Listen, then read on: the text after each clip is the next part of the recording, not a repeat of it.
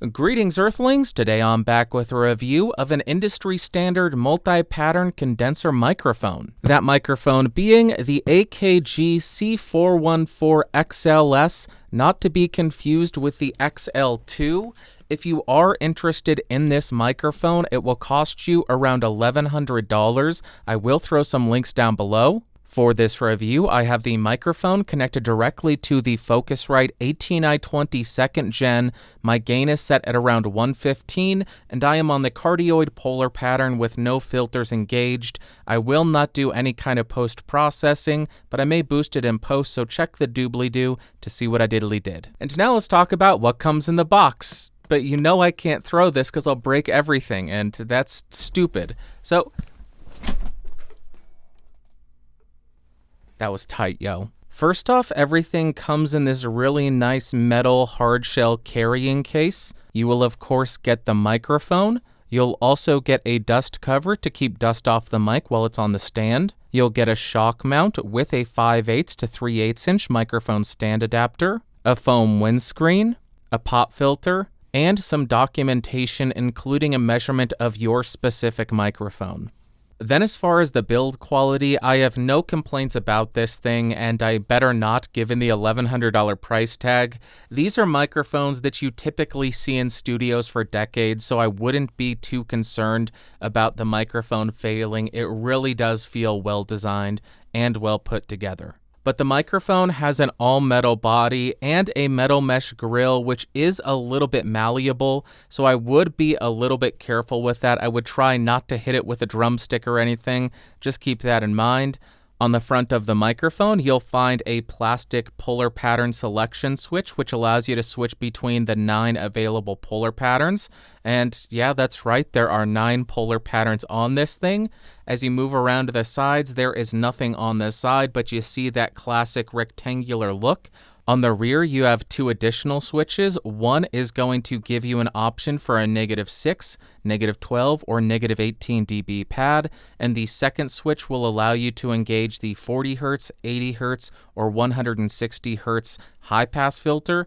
And I do want to note that the microphone does recall the polar pattern and filters that you had engaged the last time you had it plugged in. And lastly, if you are curious about where this is made, I believe all the current 414s are made in Hungary. Then as far as the specs, this microphone has 9 polar patterns, and unfortunately for time's sake, we will be speaking to all of them. I apologize ahead of time.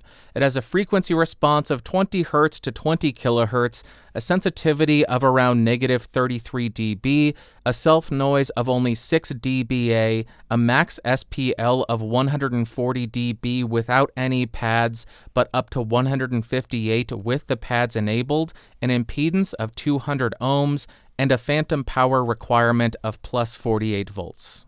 Now I am going to go ahead and speak into the microphone on every single polar pattern so you can hear the difference in tone. This is going to take a while, so go ahead and grab some popcorn and then come back and hit play again.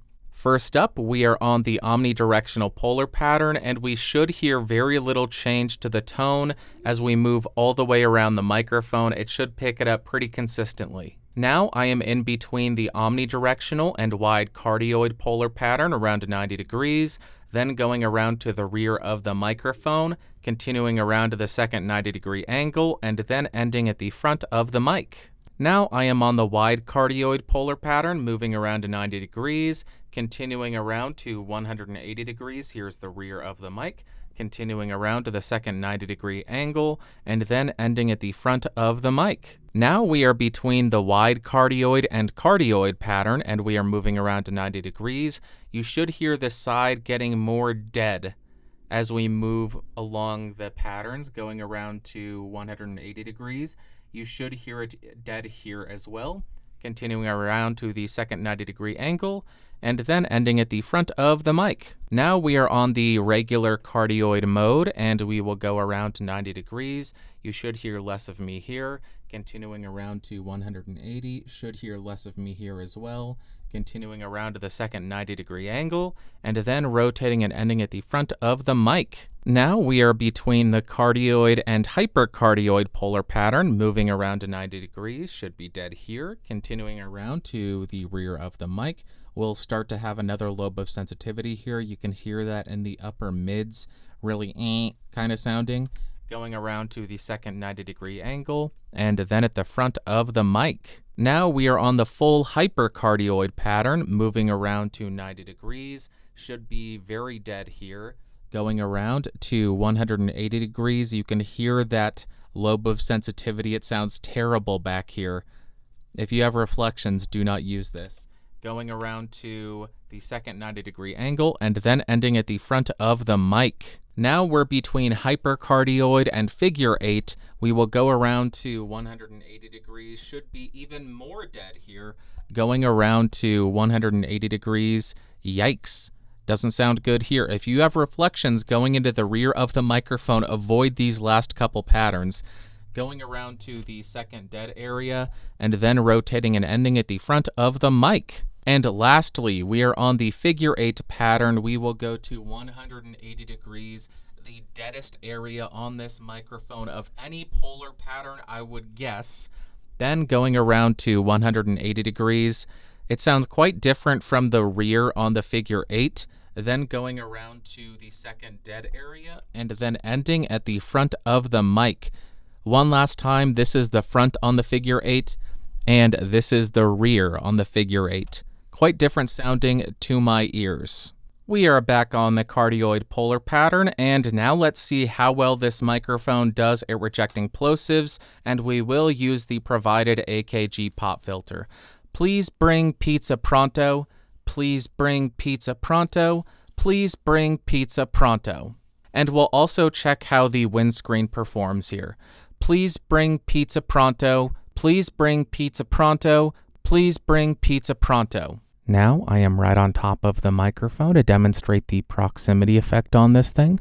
About 3 inches off of the mic with it pointed at the corner of my mouth, and here is how the audio is sounding. About 1 foot away from the microphone, 2 feet away from the microphone, and about 4 feet away from the microphone.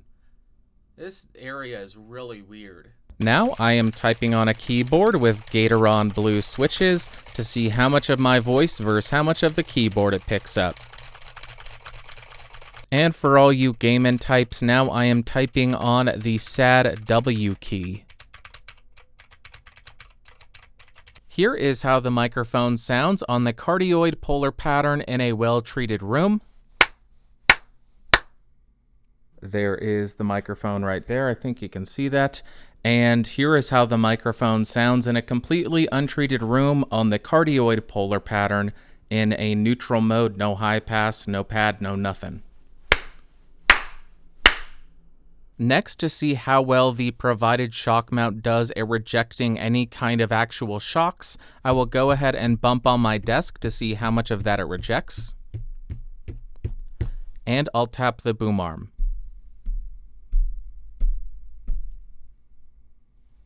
Next, because I want to be thorough, I will go ahead and tap on the microphone to see if there are any kind of resonant frequencies.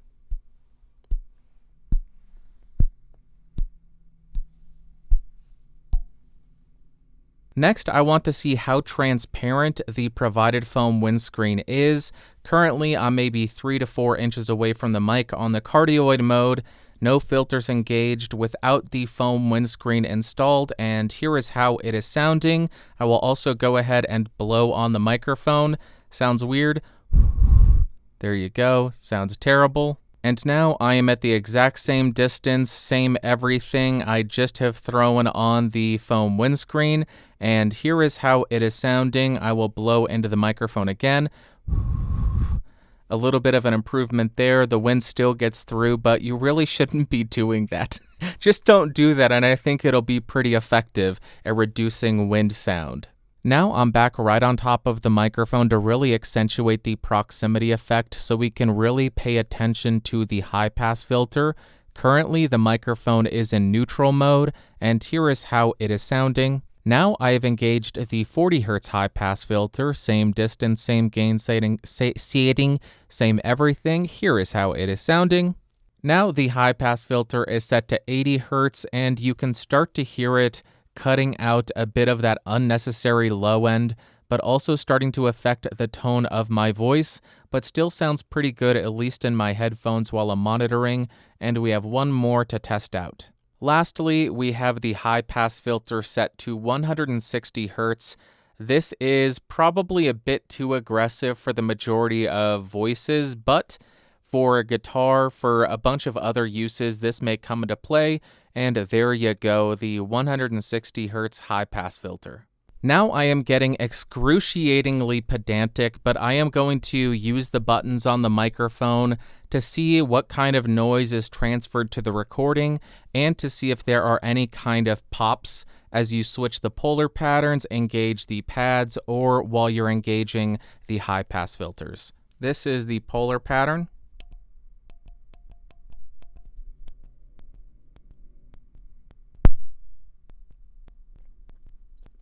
So in some of these, there is a little bit of a pop, but you can also hear the button clicking and unclicking. Let's try the high-pass filter.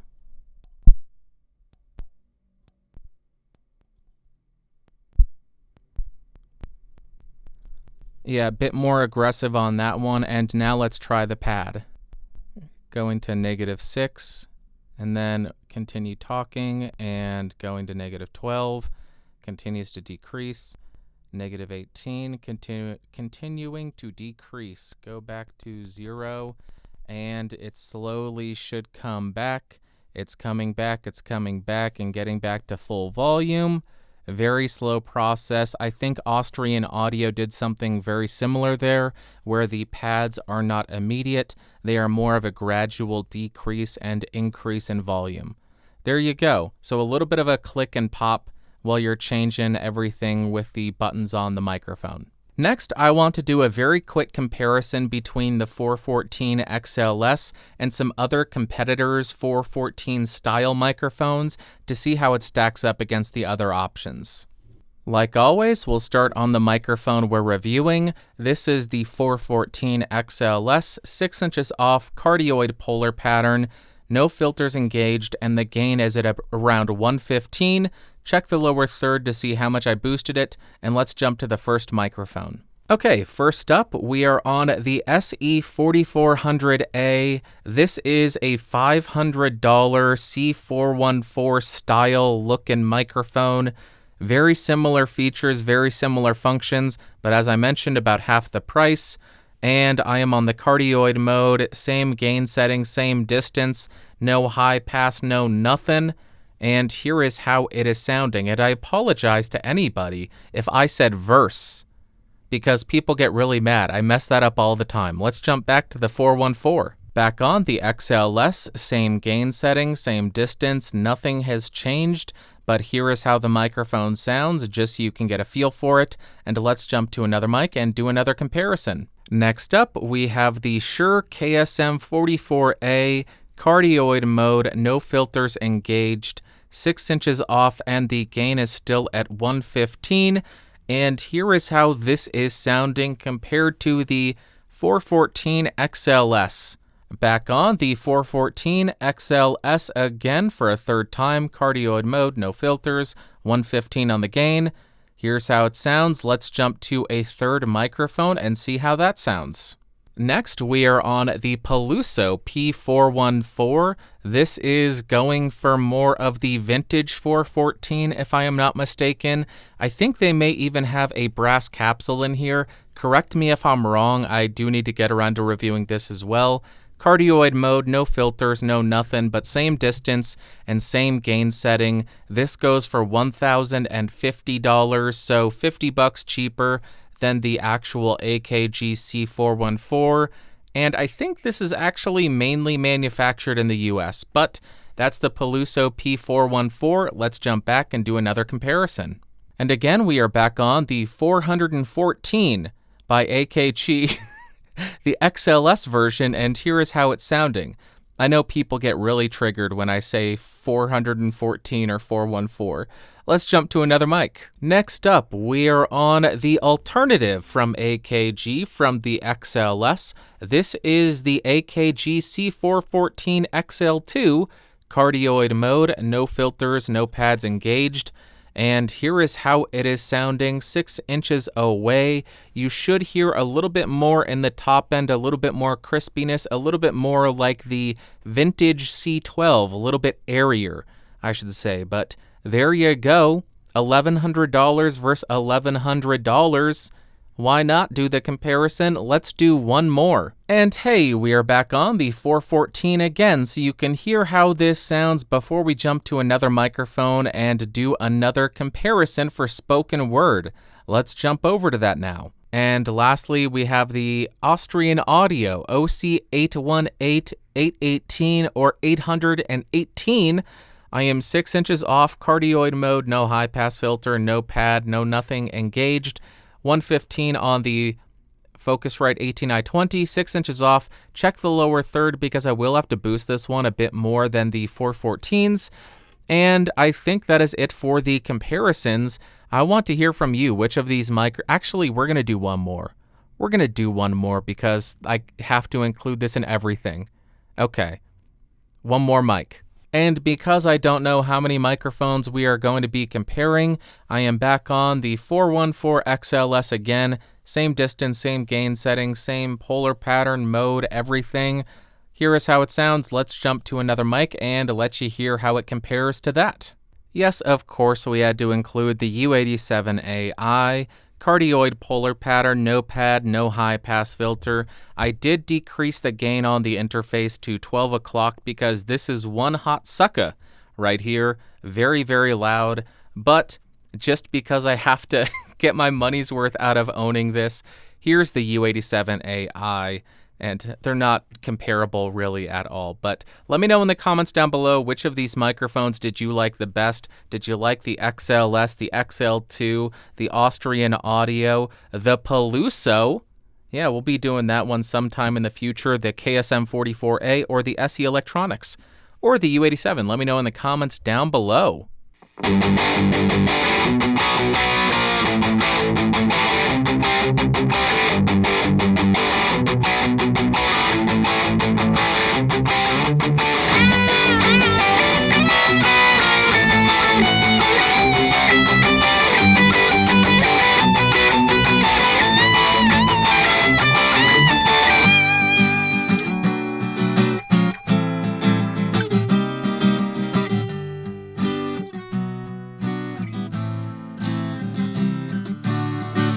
I've had this mic for a whole year, but there's nothing you should fear. Sure, it took a really long time, but finally it's here.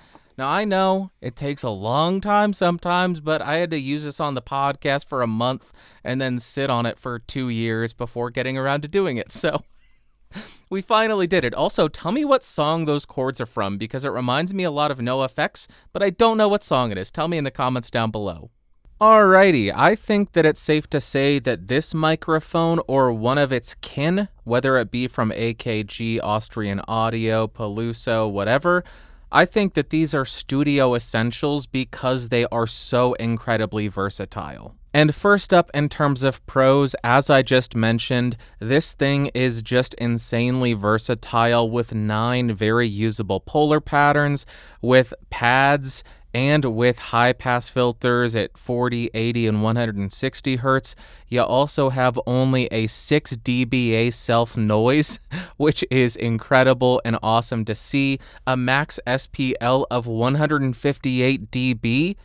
You could probably mic up a jet engine and be okay. And lastly, I guess it's just a workhorse microphone. To my ears, it works well on everything. There's nothing that I have real complaints about.